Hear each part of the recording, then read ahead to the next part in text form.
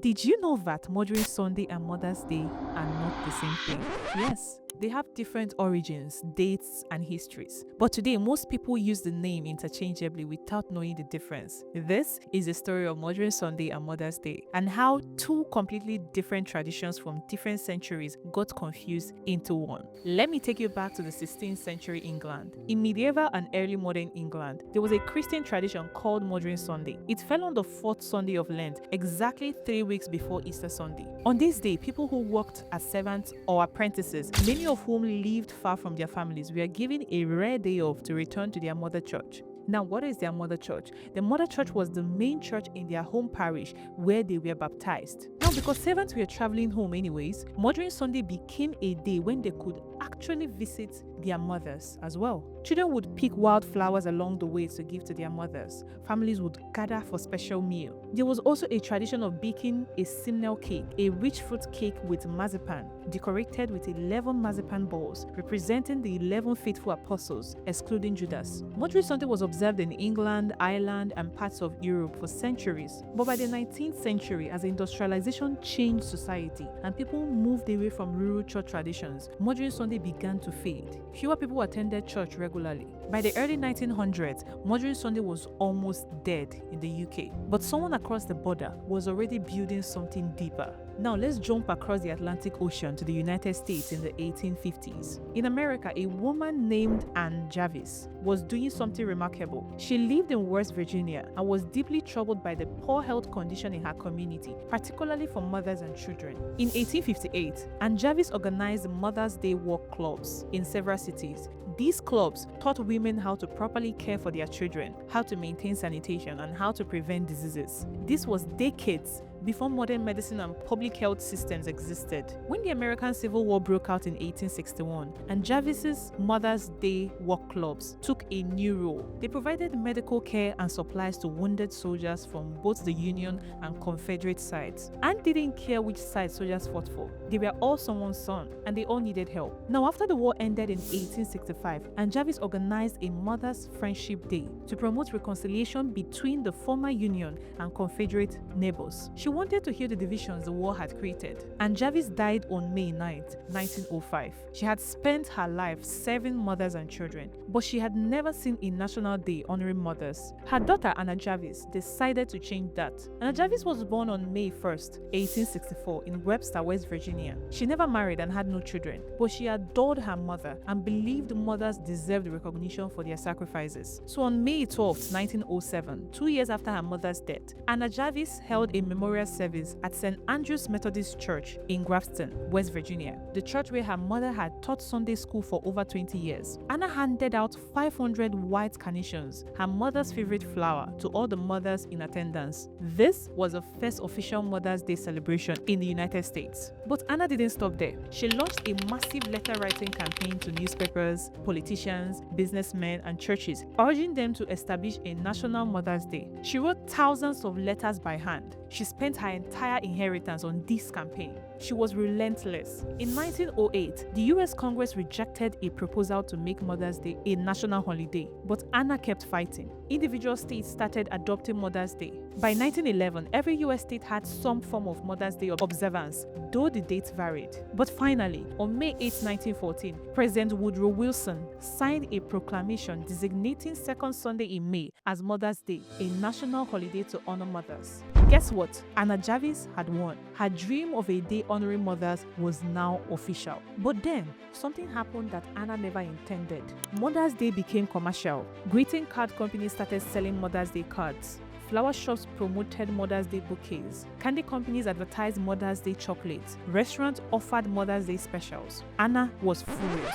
She had envisioned Mother's Day as a special day for personal celebration. You were supposed to write a handwritten letter to your mother, expressing your love and gratitude. You were supposed to spend time with her, not buy her things. That was her idea. Anna began publicly denouncing Mother's Day. She filed lawsuits against companies using the name Mother's Day. She crashed Mother's Day events and festivals, calling them a disgrace. She was arrested multiple times for disturbing people's peace. In 1923, Anna Jarvis interrupted the American War Mothers Convention in Philadelphia, denouncing their use of Mother's Day to sell carnations for fundraising. She called them charlatans and bandits.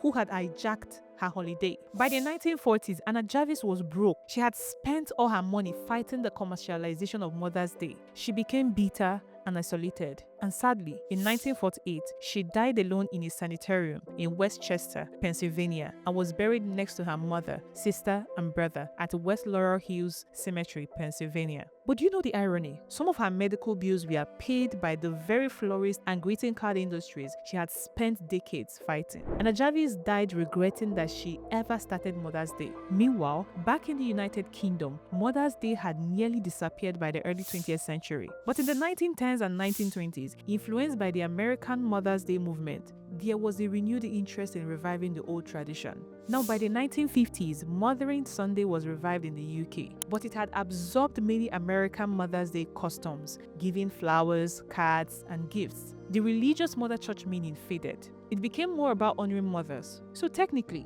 they are different celebrations with different dates and origins, but in practice, they have merged in many countries. Now, the question is, how did Nigeria enter this story? Nigeria, as a former British colony, inherited Mothering Sunday from the United Kingdom. When the British colonized Nigeria, they brought their Christian calendar tradition with them, including Mothering Sunday. In Nigeria today, Mothering Sunday is celebrated on the 4th Sunday of Lent, following the British tradition, not the American date. In Nigeria, Mothering Sunday had become one of the biggest family celebration days of the year, often rivaling Christmas in importance for many families. Churches across Nigeria hold special Mothering Sunday services, and in recent times, the dates vary. Women dress in matching church fabrics to show unity.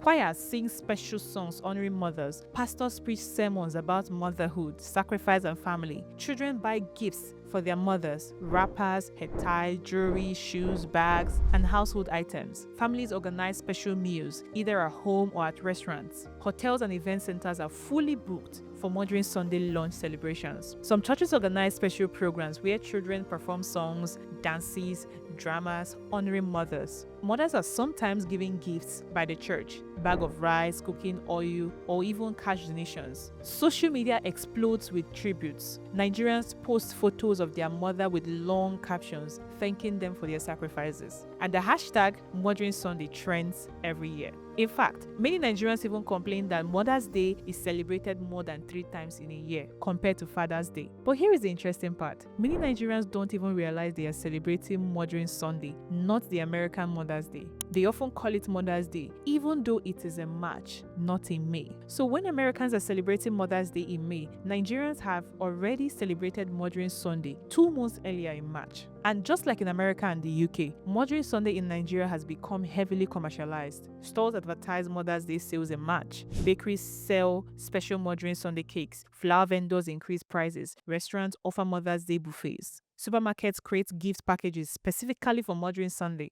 It has become one of the most profitable retail periods in Nigeria, second only to Christmas and sometimes Valentine's Day. So here is the reality. Mothering Sunday and Mother's Day are technically different, but both honor mothers, and both have become commercialized beyond their original meanings. Listen, Anna Jarvis, the woman who created American Mother's Day, spent the last decades of her life fighting commercialization of her good cause. She died broke and bitter in 1948, regretting she ever started it. But perhaps the commercialization, while imperfect, has achieved something she wanted. It forces billions of people to stop, even for just one day, and say thank you to their mothers, recognize the women who raised us, sacrificed for us, and shaped who we became. Whether with expensive gifts or simple words, that gratitude matters. Whether you celebrate in March, May, or both, whether you call it Mothering Sunday or Mother's Day, the core message remains the same. Mom, happy Mother's Day. Happy Mother's Day! Could everyone please say Happy Mother's Day, Yoko? Happy Mother's Day, Yoko!